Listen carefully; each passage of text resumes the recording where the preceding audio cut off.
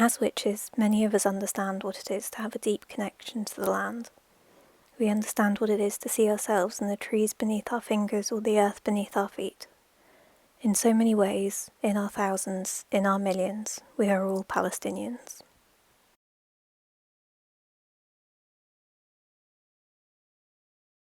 Hello, welcome or welcome back to Sapling Tarot. My name is Imogen. Today I'm going to be talking to you about witchcraft and activism as part of the Witches for Palestine project. Before I get started, I have a couple of signposts for you. I want to direct you to the description box where you will find links to the GoFundMe connected with this project, which is raising money for medical aid for Palestinians. Connected to the GoFundMe is a prize draw for which so many of your favourite witchy content creators, and me, have donated prizes. In order to be in with a chance of winning one of these amazing prizes, all you need to do is make a donation of £5 or more to the GoFundMe. Take a screenshot of your receipt and email it to witchesforpalestine@gmail.com. The next link in the description box is to an incredible video made in collaboration with Isha the Activist Witch and GlitterCymru, with Sammy and Sabrine, two wonderful Palestinian people answering nearly 2 hours worth of questions all about Palestine. I cannot recommend highly enough that you watch the whole thing and check out the resources they share. I'll be using some clips from it in this video, but the whole thing is more than worth your time. I'm also going to link you to Isha's video about the project and their thoughts on combining witchcraft and activism. In this video I'm going to be sharing some thoughts about activism and witchcraft and what we can all do to work together for change. And then at the end I'm going to share some tarot spreads or kind of journal prompts for self-reflection and working through these topics. And then at the end a little ritual which you can find linked below as part of a larger blog post. Yeah, we are seeing every day that protesting on the streets in the US, UK, and etc. all over the world, it does achieve something and it does make a big difference. Like, I think a lot of the people who say that protesting on the streets of the US and UK specifically are saying this because they don't understand the UK and the US's complicity in everything that's happening. And we can demand that our governments do better. We can demand that we stop selling arms to Israel. We can demand that we stop giving them money, like especially with America and the tax money that is going to, like, we are in charge of where our taxes go. And I would like we have a homelessness crisis in the UK. People are homeless in the UK and there are no places to keep them. We have a food crisis. We have a cost of living crisis that never ended. And yet we're still sending tax money to Israel so that they could kill innocent Palestinians. In the protest, that is our chance to say, do not do that with our money. Do not do that with our, this is our agency over what we do with our funds and with our support systems, where we allocate them and where we put them. And the protests are the people coming together and saying, do not spend my money on war, do not spend my money on genocide, spend it where I want it to be. The reason that we know that they are making a difference is because, frankly, fascist actors in government have been coming out and really kind of criticizing the marches without ever having been a part of them in the first place. So when you have people that are calling them hate marches and that are spreading Islamophobia, we come together to say, actually, we reject that and we reject you and your rhetoric as well. Things are changing. They really are. Even though we can't see it in a very straight... Yeah, but I can tell you something quite easily, right? In 2021, when there was another war on Gaza, it was almost impossible to hear people talking about Palestine. Now it looks like people can't stop talking about us. And it seems like a stupid difference, but it makes all the difference in the world. Young generation are very hard to fool about what is happening in Palestine, while my generation, when we were young, no one talked about it. Things are changing. And also, there is something that, in my opinion, is very important to understand, is that we live in a society that is telling us that everything has to be obtained immediately. So if you protest today, changes has to happen tomorrow. Because that's capitalism, that's consumerist societies. My strong dream is that the way we protest and the way we are asked for change and the change we are trying to manifest and bring about is actually gonna go not only towards saving Palestinian people, but on also saving us as humanity and against capitalism. And one of those things is accepting that not everything is product, but it can just be a process. It can just be a movement. So those protests, maybe that you don't see the consequences of this protest the day after the protest happen, but they're building up momentum, they're building up community, and they're building up movement. They are encouraging people to speak up, they're encouraging people to come out, they're encouraging people to feel safe. They are making a huge difference. And of course, because they haven't stopped for 6 months, things are also gonna start changing. Like we have seen recently, San Francisco in the US, the biggest town to actually ask for a ceasefire. Not only we need hope, but we also need to understand that saying that these things don't bring about change is a way used by the propaganda for, don't do that because it doesn't make any change. It does, then do it. Yeah, we really need to do it. And I think it's like you said, this is a process. Palestinians have been working and talking about this for over 75 years now. And we understand that it's not something that will happen overnight. It's something that is a process that will take time, and we're here for it. Like, Palestine may not be free tomorrow, but when it is, we are going to be here. It Inshallah. will be, inshallah.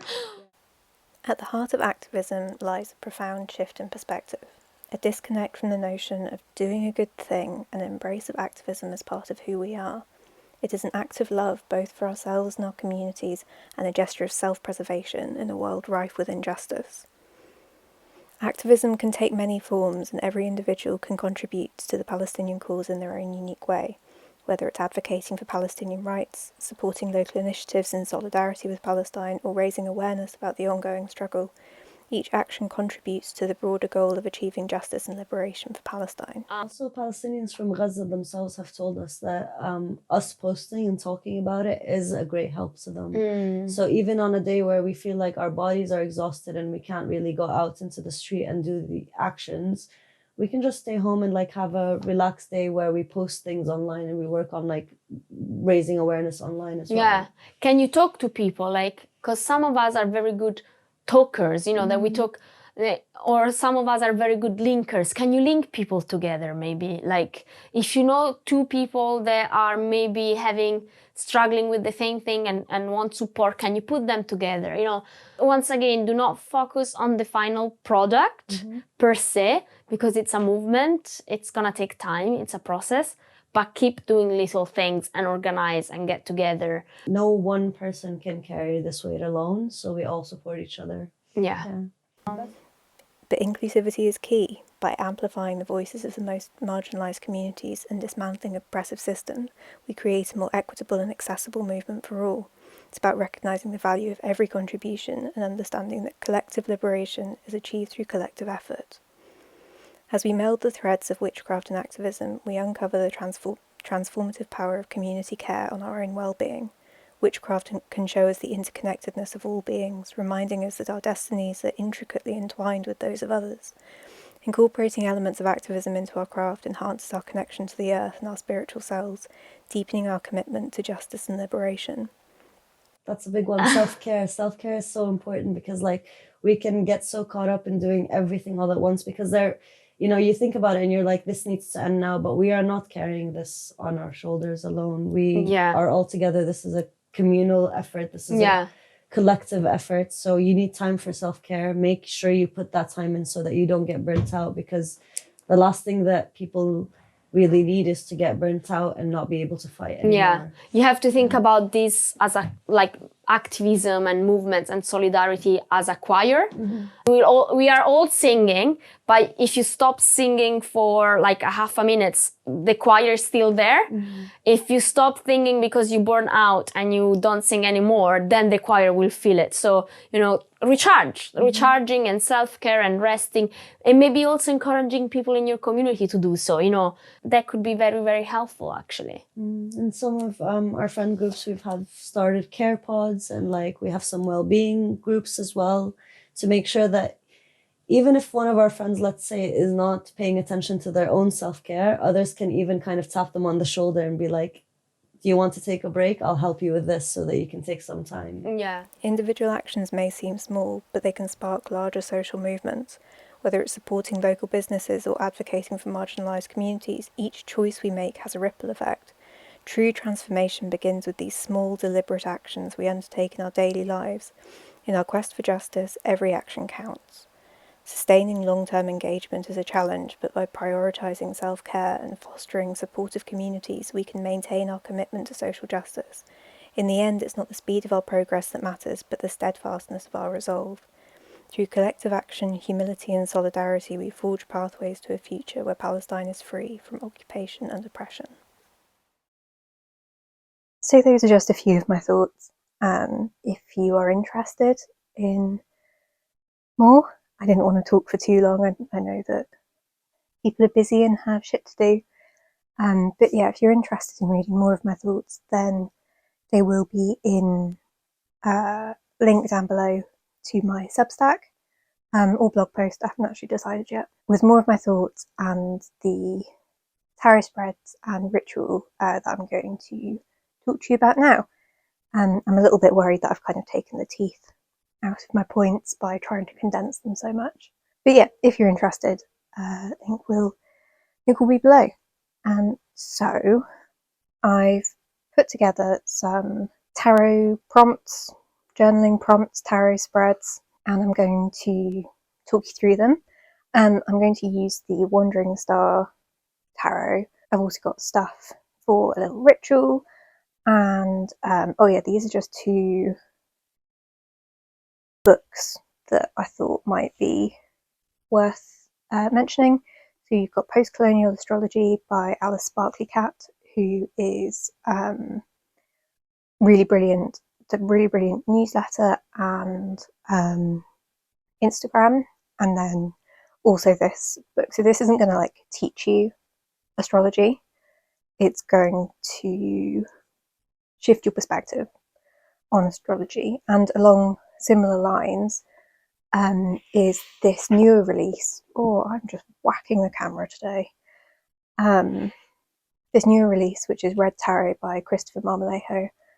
I mentioned this in my what I've been reading recently videos that just went up.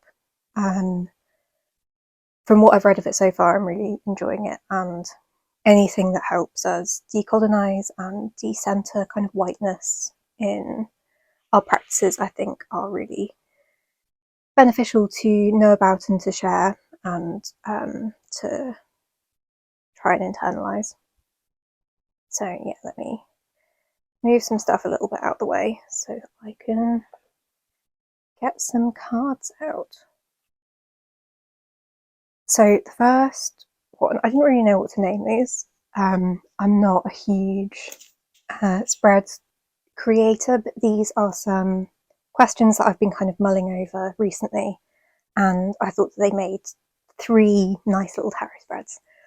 So as is my fashion, we're going to do them. I'm going to talk you through them, and then we're going to read them, because apparently there's nothing I like more than oversharing on the internet.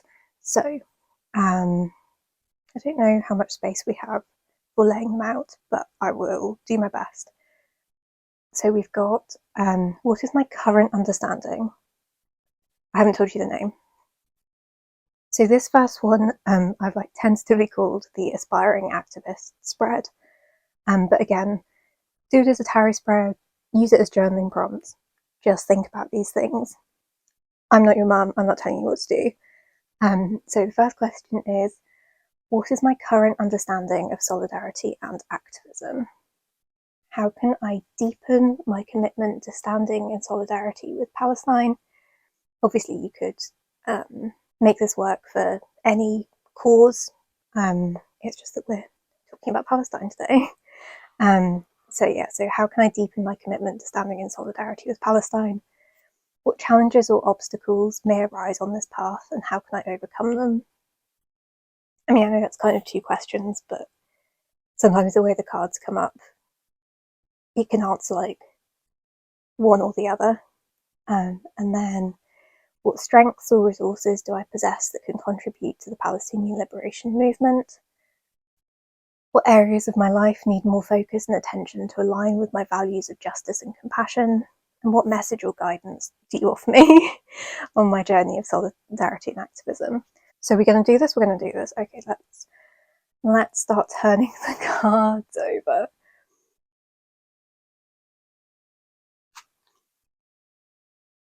Oh yeah, just a chill reading, Imogen. Let's put this on the internet.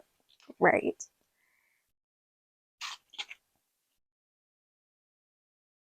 Okay, I mean, it's quite a soft deck. Just looking at the Three of Swords. So hopefully this won't be too much. So what is my current understanding of solidarity and activism? Three of Swords. I read the Three of Swords a little bit differently to this often. I mean, I know it can be, you know, he's cheating on you. I don't know how relevant that would be in the situation. So I think about it in terms of breaking your own heart, or like self-sacrifice and cutting off bits of yourself to make yourself fit in and stuff. And so I think that in terms of my current understanding of solidarity and activism, something that has shifted in my perspective and my understanding, I mean, has been shifting in my whole like journey with like disability activism and stuff, but then has been refreshed with every movement that's kind of come up in that time, is the idea that activism is more than someone standing with a bullhorn at a protest. Those people are essential and they're incredible. Most movements are made up of more than just those people, and there can only really be so many of those people, and those people need support and assistance, and there needs to be people going on in the background organising stuff and doing the sort of more like dull legwork, I suppose. And like something that's come up a lot, I think I might even have already talked about it in this video. I've been filming and editing and doing this all a bit all over the shop. But so it's the idea that you can't pour from an empty cup, and it is each of our individual responsibilities to make sure that we are, as much as possible, enhancing our capacities for struggle. So doing what we can to not let ourselves burn out, doing what we can to not do things that are so like wildly outside of our knowledge and expertise, and so not like just trying to fit in. I think it's finding a way to belong in the movement rather than to fit into the movement. So finding the ways that our strengths can show up, or the ways that we can show up with our strengths in order to aid a movement, and that can be in all sorts of different ways. And so yeah, my current understanding is unlearning and relearning the different ways that someone can be a comrade and stand in solidarity. Yeah, and also I suppose like to the not cutting off bits of yourself, making sure that you are checking yourself and not like talking over people as well. So how can I deepen my commitment to standing in solidarity with Palestine? The Emperor. What a hilarious card to come up in this reading, with all of this talk of decolonisation and, you know, decentering these kind of hierarchical structures and stuff. I think that's a really fun card to come up. So in terms of deepening a commitment, I mean, the Emperor's committed. So I suppose maybe, I know that some people read the Emperor about like boundaries. So maybe it's kind of like a sibling card to this. It's about figuring out really what it is that I can offer and what my limitations are and where my boundaries need to be around it, and then like sticking to it. So not overextending myself, and, you know, practicing what I preach, looking after myself sufficiently so that I don't burn out. I'm going to percolate on this one a little bit as we keep going, and then I'll come back to it. But yeah, that's a hilarious card. Also, I love his little owl. Not enough owls in tarot. I love. Also, I love that it's a blue card rather than a red card. So, what challenges or obstacles may arise on this path, and how can I overcome them? Okay, this is all singing in quite nice harmony. So challenges of burnout. Four of Swords is always burnout for me. If I'm reading about myself, certainly. So yeah, it's about pacing yourself and pausing but not stopping, and keeping momentum by keeping an eye on energy expenditure and not overextending and reaching out if you need help, but also supporting other people. So I think a really beautiful point that was made in the Q&A, and I think maybe I used a clip of it earlier, but like I said at the beginning, I cannot recommend strongly enough that you go and watch the whole thing. Sammy and Sabrine made some incredible points and were just a joy to watch and listen to. Is like making sure that other people are resting, and if they can't rest for whatever reason, then like trying to pick up some of the slack for them. I suppose that's like another thing with the Emperor, if we think about it in terms of the idea, like the ideal, the utopian ideal of a benevolent kind of ruler or governmental figure in terms of supporting people and providing infrastructure and scaffolding for people, so like providing services for people to so they can rest and to look after them, and to do that and to be kind of by the sidelines cheering people on and supporting people and doing people's laundry, I think they mentioned in the Q&A, or cooking for people, or being the person who organises food for everyone at the end of the day, bringing people together, linking people with resources, and so that feels pretty good. What strengths or resources do I possess that I can contribute to the Palestinian liberation movement? Six of Pentacles. What's this deck saying? Give, receive, family, give, receive. What do I? Because immediately I see Pentacles and I'm like, oh, money. And I wouldn't say that that is something that I have an abundance of. But what we're doing here today is fundraising. So I think maybe if the Six of Pentacles, if we're thinking about resources and the distribution of resources, then I may not have money.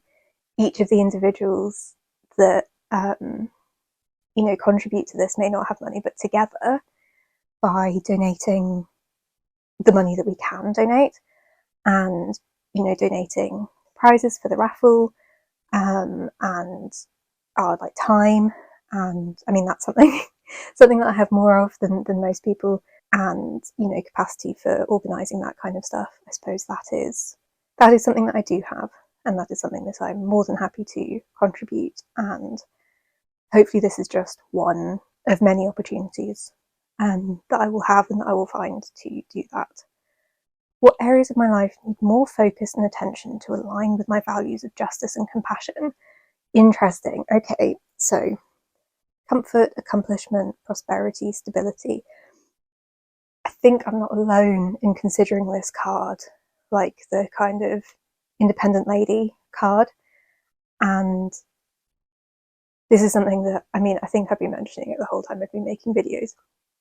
But for a long time now, I've been working really hard on unlearning the idea of individualism. And I'm still on a journey. That word always sounds so wanky, but like thinking about how my politics now and my beliefs now are so community focused, and in terms of an area of my life that I need to like reconsider maybe, or like adjust things, I think this is still the fight that I'm on in terms of unlearning individualism and unlearning the idea that we have to be everything all of the time.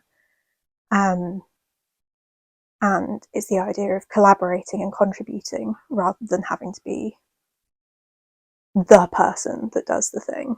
And also being really more than happy to be a supporter, a cheerleader, and someone on the sidelines helping other people achieve whatever the goal is. And then what message or guidance do you have to offer me on my journey of solidarity and action? The Knight of Pentacles. Okay, prosperity, benefits, and investment. So this deck is saying, good luck. You can do it. I like the Knight of Pentacles because it feels like quite a contradiction. in so many decks. It's, you know, the usual kind of running horse, and then, but it's like got both its legs on the ground. Both its legs, all its legs, both sets of legs. You knew what I meant. I think in the deck that I use for professional readings, it's a cow, which I love because it's just that more like plodding thing. And I think that's probably the messaging guidance, is the you can pause but you can't stop. You know, you just keep plodding, just keep doing the small things that build up over time, and you just keep going. And we're in this for the long haul, and you know, God willing, God's willing, Spirit's willing, everything willing, the struggle for Palestinian liberation and the struggle for a goddamn ceasefire will not be, you know, too long away, but that won't be the end. I remember in June 2020, but I just remember thinking about how, and there's a bit of this in like my article, essay, newsletter, what's it thing. And you know, this isn't my knowledge. This is stuff that I've gained from listening to incredible scholars and activists and philosophers and ordinary people, primarily people of colour, primarily women and queer people of colour. The idea that this is forever. And forever is something that we don't really have a great concept of. I don't think as human brains we're really able to consider forever, but it's the idea that we are adjusting and changing, and step by step by step, things will change. We just have to like keep going. And I think that's what the Knight of Pentacles is saying. So that's my aspiring activist spread. Okay, so next one, we're going to get a little bit maybe spicier, meatier now. I've, again, working title, Privileged Deconstruction Spread. Please feel free to take these, make them your own, and for God's sake, come up with better names for them. So, what is an area of my privilege which is affecting my worldview? Where do I feel resistance and discomfort concerning this privilege? What biases and blind spots do I have in this area? How can I disrupt these harmful patterns that can be symptomatic of this privilege? How do I cultivate humility and openness to learning from my mistakes? How can I engage in meaningful allyship and solidarity by using my privilege? It's another 6-card spread with, you know, a really original layout. And this one is about to get even more personal. Let's do it. Okay, what is an area of my privilege which is affecting my worldview? Oh, the Fool. Wowee. Okay, so this deck is saying purity, potential, risk, innocence, desire. Okay, I'm going to take this as an area in which I'm very privileged is often the ability to totally opt out of looking at any of these things straight in the face. I am white, I'm British, I'm you know, native English speaker. Annabelle Wen posted recently like a nice little kind of spectrum of privilege, which covered quite a lot of things. The ways in which I am unprivileged, disprivileged, marginalised, they're, you know, I can keep them quiet. You know, I'm queer, I'm, you know, don't have a binary gender, I'm disabled, but they are all things that I can choose to keep to myself. I suppose the biggest thing is like being disabled, and so I can't like work normally, but I manage, and so I'm exceedingly privileged. And I think that the Fool in this instance is like, I can look away, and I need to deal with the fact that I carry like white guilt and shame about that, and I just need to kind of like shelve those and put them to good use, which is like the whole point of this spread. But yeah, so that's probably like one of the best cards to sum that up, actually. Yeah, this idea of like innocence and being able to turn a blind eye to something. Where do I feel resistance and discomfort concerning this privilege? The Hierophant. Interesting. Okay, so this one is ritual, ceremony, tradition, structure, knowledge, wisdom, and teacher. I think that because of the culture in which I've been raised and the society that I've been raised in, I really feel the lack of wisdom and role modelling for or from people in my community for how to move through the world better, I guess, or in a way that more aligns with my values. And so in terms of like a resistance and a discomfort in my privilege, I can like feel myself reaching out to other cultures and like that desire to take something for myself in that very colonial thing of taking what's not mine, and like having to feel my way through that desire for kinship and the desire for tradition and ritual and all of these things that there's just like an absence of in the dominant culture and society that I've been like pickled in to be brought up in, and like learning how to navigate that in a way that isn't stepping on anyone's toes. It's not taking anything that isn't mine. It's not, certainly not like capitalizing off things that belong to other people. And yeah, just trying to figure out a way to navigate that.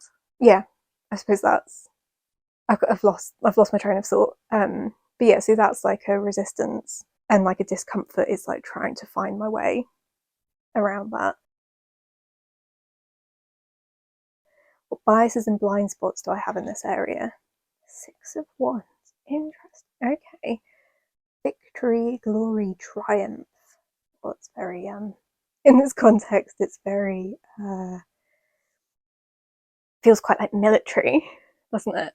I mean, I suppose it's kind of hard to figure out your own biases and blind spots. They're generally things that need to be pointed out to you. So 6 of Wands as a bias and a blind spot, I am a little bit stuck on, so we will come back to you, Wow. Yeah, okay. How can I disrupt the harmful patterns that are symptomatic of my privilege? Queen of Swords. Strength, ambition, truth. Yeah, I'm gonna go with truth out of those keywords that they've offered me up there. But I think also like trying to stay as clear-eyed as possible. I think I've talked a fair bit about how I have quite natural Queen of Swords inclinations that I like try and deviate from. Well, no, maybe it's not Queen of Swords, maybe it's more King of Swords, of being like pure intellectual academic stuff, which I just think only really goes so far. So disrupting harmful patterns by tying together head and heart, being clear-eyed but also listening to intuition. And I feel like the Queen of Swords, it feels like quite a Mercury. Is it? Oh no, I suppose it's Libra, isn't it? I mean, that's like diplomacy and bringing people together, but it's also Venus. But I suppose it's about communicating with people and being honest with people and being honest with myself about the privileges that I have and what I can do and what I might be afraid to do, but what I need to do anyway. I feel like the Queen of Swords, she doesn't beat around the bush, does she? Queen of Swords and Queen of Wands, I think, are they're very direct. They see what needs done and they do it. And I suppose the difference would be that the Queen of Swords maybe takes a little bit more time and thinks things through a bit more and maybe asks for other people's opinions and input and stuff, rather than just charging straight into it. Okay. How do I cultivate humility and openness to learning from my mistakes? The 9 of Swords. How do I cultivate humility with anxiety and worry? Cheers, deck. That's real nice. Cultivate humility by not being able to sleep at night because I'm thinking about all the times I fucked up. Yeah, that feels healthy. Humility and accountability, 9 of Swords. I think probably my interpretation of this, and absolutely please, by all means, go ahead and give me your interpretations in the comments below, do your own readings and stuff. I think in this instance, it's probably about feeling the anxiety and the worry about fucking up and doing the thing anyway, not allowing yourself as far as you can to be debilitated by the anxiety about doing the wrong thing or saying the wrong thing that kind of immobilizes you from acting at all. I think the last 6 months, 7 months, oh my god, has been a really good, well, mixed bag in terms of people figuring out how to do that in real time. So doing the thing and being prepared that if you've got it wrong, to say you've got it wrong, to own up. you know, to do the human thing of taking on new information and adjusting your opinions and beliefs accordingly, and to not let yourself become totally immobilized by anxiety. And I get the anxiety, my God, do I. And the not wanting to step on people's toes and to not wanting to hurt people. I think we've all learned at kind of lightning speed over the last few months. But sometimes, even if it's not perfect, you do need to stand up and do something and say something and be prepared to be wrong. My general code, I guess, is to think about, if I am wrong, who do I hurt? And that generally doesn't steer me wrong. I mean, that is difficult sometimes, because sometimes it does look like you will hurt someone, but it's like thinking about things in like a relative space of, if I go to that protest march, if I say something on social media, am I prepared to take criticism? Can I defend my position? I guess is also always a question to ask yourself. And I'm not saying you have to be able to give like a, you know, an hour-long lecture on the ins and outs of it, but just like thinking about, I don't know. Again, I've slightly lost my train of thought, but I feel like that's probably where this card is taking me. And then how can I engage in meaningful allyship and solidarity by using my privilege? Knight of Swords. Okay. So the keywords they've given are conflict, tension, highs and lows, which I don't really get from the Knight of Swords. I think of it as, again, this kind of like quick and incisive thing. So, you know, quicker than Queen of Swords.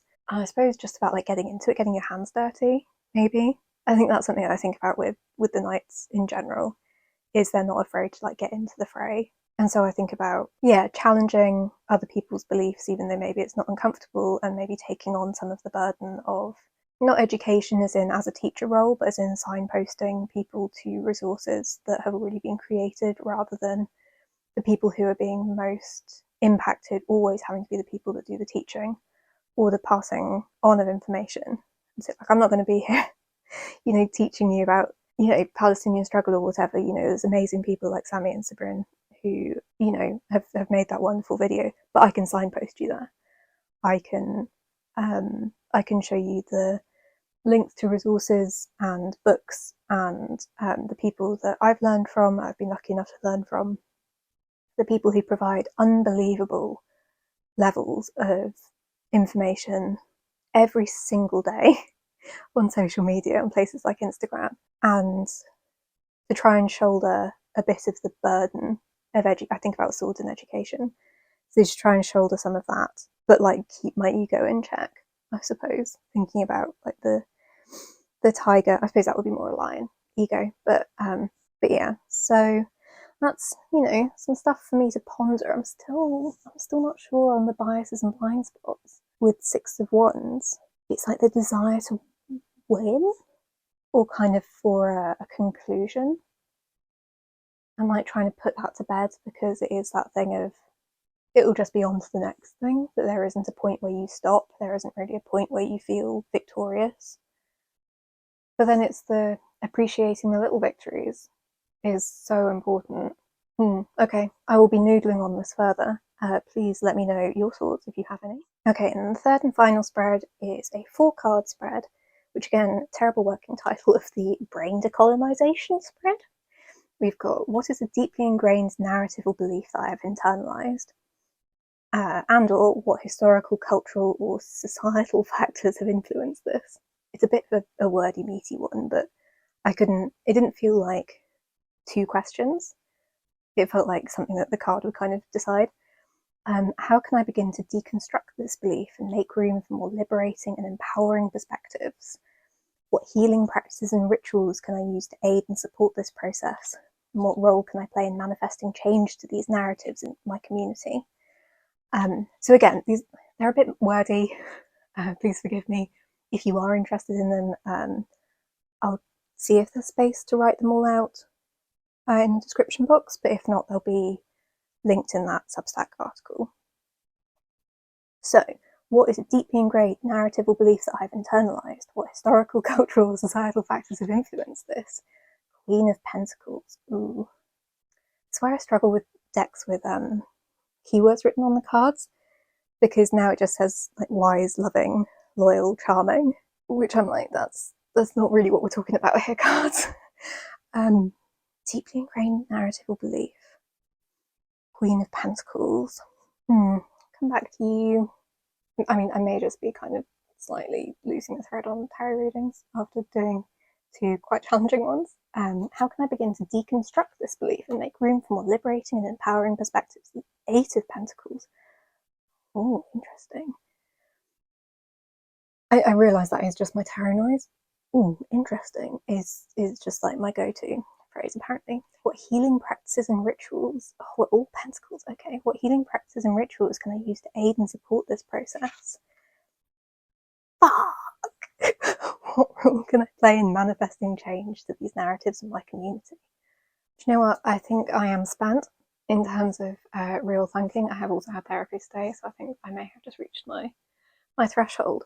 I would love to hear how you read this, for you or for me, or for, you know, an arbitrary person, how you would read this to answer those questions. I'll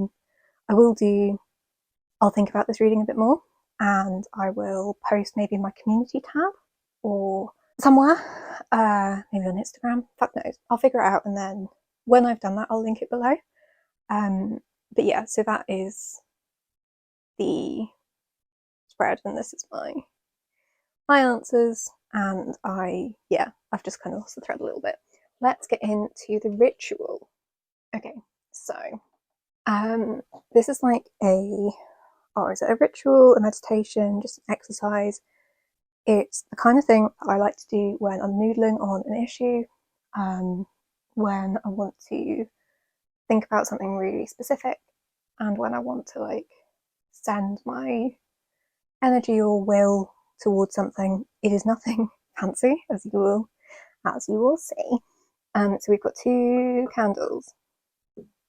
I've got a white one and a black one. Any colours will work. These are just the spell candles that I have lying around. Please excuse the absolutely full candle holder. It does look a bit grim, but I can't get the wax off. I don't want to use it. I also have the Palestinian flag.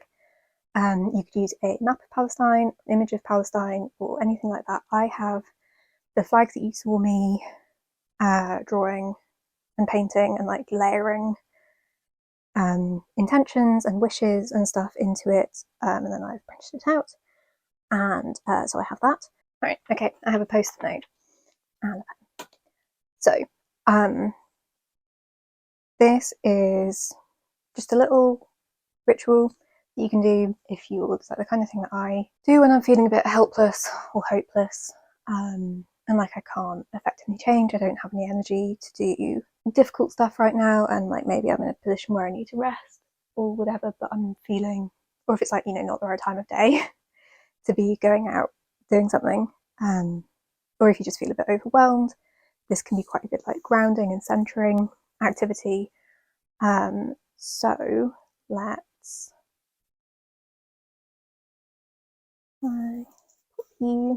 so that flag already has like my intentions and hopes and dreams and whatever written on it. I've already like, you know, cleansed my space. So yeah, start at the beginning. Cleanse your space.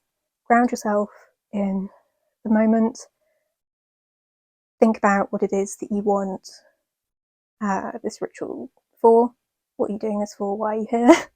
Not why are you here. That was too big a question for just like a little candle spell. So we're gonna put your map or flag or whatever in the middle of your workspace, preferably somewhere fire safe. Then we are going to light the first candle.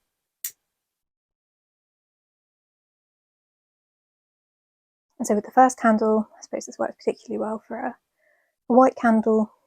I'm going to visualize the bright light surrounding Palestine and all the Palestinian people.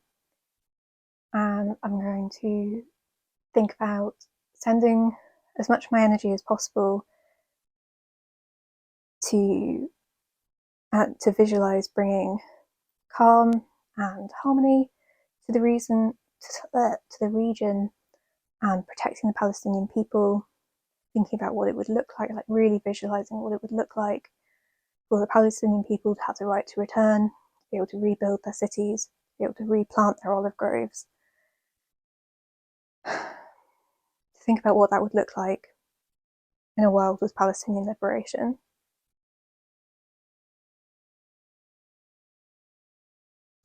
And then you want to light your second candle.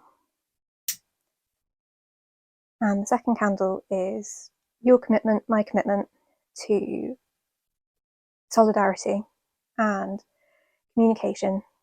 And this is affirming our commitment to standing in solidarity with the Palestinian people, advocating for their rights and liberation. Like I said before, you could translate this to any struggle, but right now we're talking about Palestine, and that second candle is your promise to yourself that you're going to stick with this and going to keep up the fight. And even when we're tired, and even when we're exhausted, even when it all feels too much, going to keep plodding, going to keep being that Knight of Pentacles, going to keep putting one foot in front of the other. None of us have to take this on alone. We're all in it together. There are so many of us around the world, hoping and praying and wishing, and most of all working tirelessly for this to happen. Palestine to be free, for the Palestinian people to be free. The end to the occupation, to a permanent, immediate ceasefire. And so much more.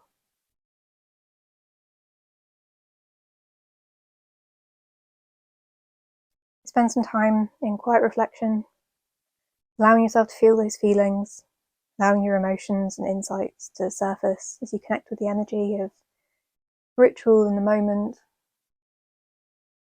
Let it all out. There are no wrong feelings, there are no wrong thoughts. It's between you and your ritual.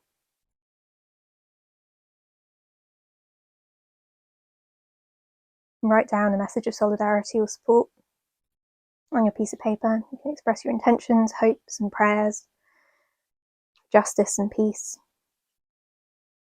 And then when you're done, fold it up and put it with your map or your flag or whatever.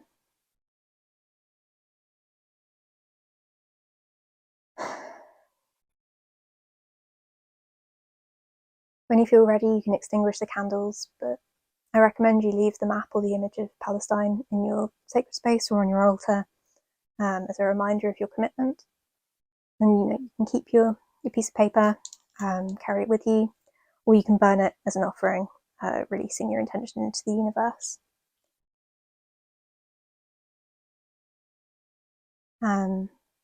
Thank you for being with me while I do this. Thank you for sticking with me through this slightly chaotic video with varying different things. I hope you'll consider donating to the GoFundMe, and do remember that if you are wanting to enter the prize draw, you'll need to send a screenshot of your donation of £5 or above to witchesforpalestine@gmail.com. All the links are below. And